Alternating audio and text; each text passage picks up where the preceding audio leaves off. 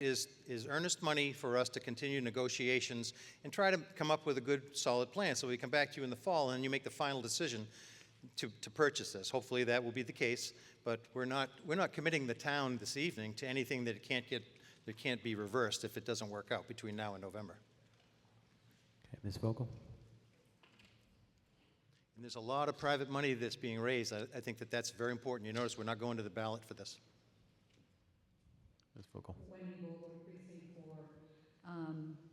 This article is an interesting one, and the lots along the waterway appeal to me as watershed protection and being part of the Coonamessett corridor.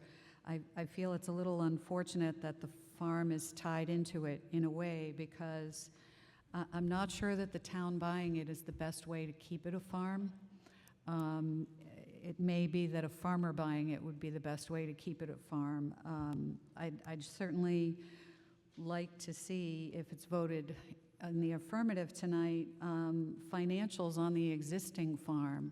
So if it's a going concern, can we continue to keep it a going concern, or is it going to require town funds on an annual basis to sustain it? Or if it goes to just open space, to maintain it? So as a finance committee chair, those are my concerns. Philosophically, farming is dying out for many reasons. If we can keep some farms, I'm all for it, but I'm not sure that the town owning a farm is the best approach. And the other part of it is, we have a lot of conversations about affordable housing, and as a realtor, I know that the coastal areas are the most expensive, and the open land in the middle is where, I don't want to use the term affordable housing because that has a regulatory connotation. More reasonably priced housing is built there. So there are a lot of things that could happen with this land, and I think that we should put a lot of thought into it and not casually buy a farm that could end up costing us a lot of money. Cranberry farming was tried by the town, and that didn't work out, and now it's going a different way.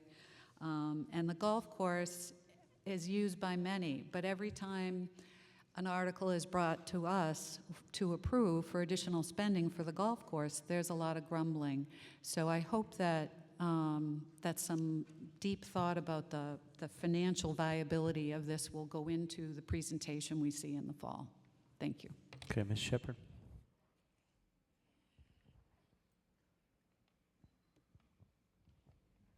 Thank you. Susan Shepherd, Precinct 1. Probably very few of you know that I grew up on a farm. Didn't leave the farm till I went off to college. I was very interested in this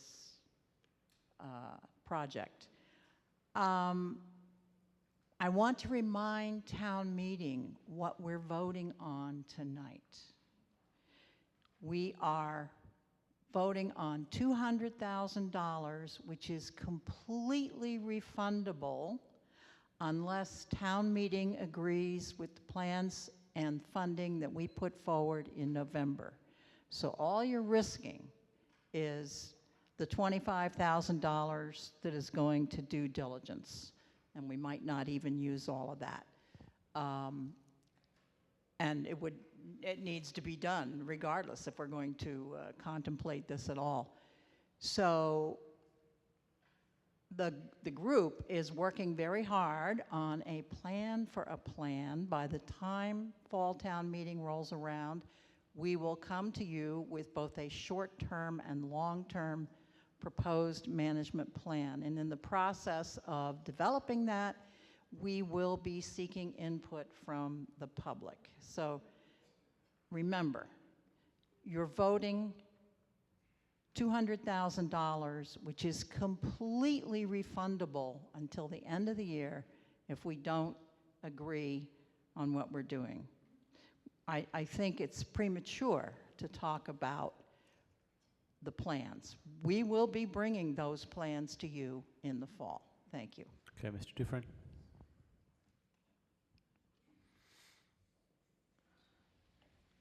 Mr. Moderator, fellow town meeting members, growing up in the town of Falmouth, I was actually born here. and I actually picked strawberries on Trotting Park Road. And I've watched the farmlands in the T-Ticket and East Falmouth area disappear. In the 45 years that I've been a town meeting member, I have voted for any large parcel of property that we could possibly get our hands on. When I read this article, I felt it was a no-brainer that there really couldn't be anybody that would be against putting up $200,000 and maybe even getting it back if it didn't fail.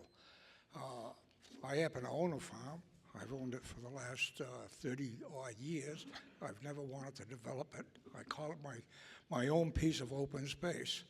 So rather than prolong a discussion of why we shouldn't, let's take a real hard look and see the acquisition of this many acres. How many more of these acres are going to become available? And my knowledge of the disappearance of farmland throughout the entire town of Falmouth, to me, I worry about what we're leaving, what the legacy that we would be leaving if we didn't take this opportunity.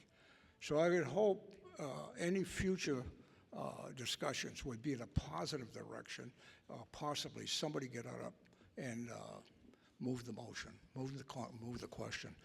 It's a no-win situation. I mean, a win-win situation. I'm sorry. I never saw a piece of open space I wouldn't like to buy. Mr. Putnam.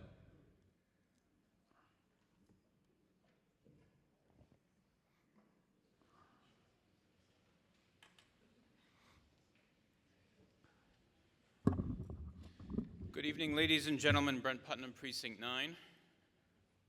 The question was raised as whether this was a premature discussion about what will happen to this parcel if the town owns it.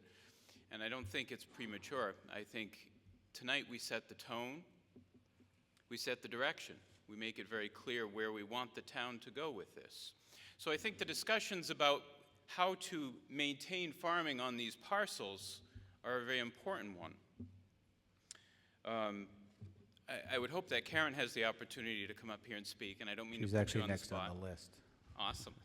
But I know my understanding, and some of you know I was involved in a little cranberry bog spat a few years ago, that the biggest cost of farming is land, especially in a place like Massachusetts, which has not a whole lot of land. We're a very densely populated state. But ironically, Massachusetts, and I might be a little off, but a few years ago at least, my understanding was Massachusetts was actually one of the few, if not the only state in the country where farming was increasing, where we were actually getting more farmers and not less. And the reason why is because there's a growing understanding that the food we get and how we get it and where we get it from is very important. And all of those factory farms in the Midwest where the land is consolidated and maintained and operated by large companies and large factory equipment isn't really as good as what we can get from right here in our own backyard. So I think one of the things we need to do is avoid, and it was suggested here that the town could make money off of this, and I think that's a very inappropriate way to look at this. The idea is not for the town to make money. That was one of the arguments that was floated about with the cranberry bogs, and it really was not a good argument, because farming does sometimes lose money. If you have if you have not a lot of rain, you're going to get a drought. When you get a drought, you might not have a good crop. If you don't have a good crop, you're not going to make a lot of money that year. There's a lot of variables involved in that, and we have to go into this